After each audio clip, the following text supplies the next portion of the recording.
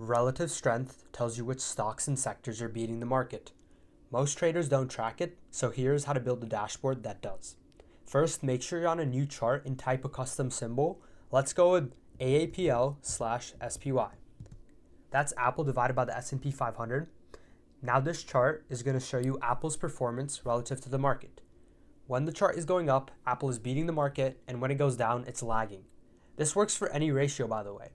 NVDA/SPY shows NVIDIA versus the market. QQ versus SPY shows tech versus the broader index.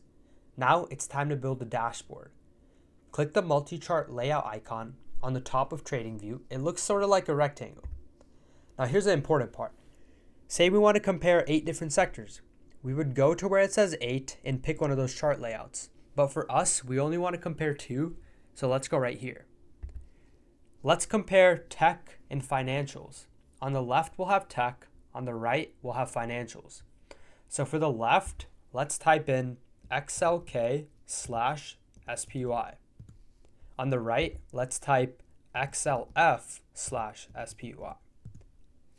Now you can see at a glance which sectors are leading and lagging.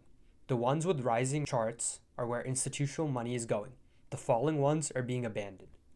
You can now save this layout as relative strength dashboard and check it, say, once a week. It tells you where to focus.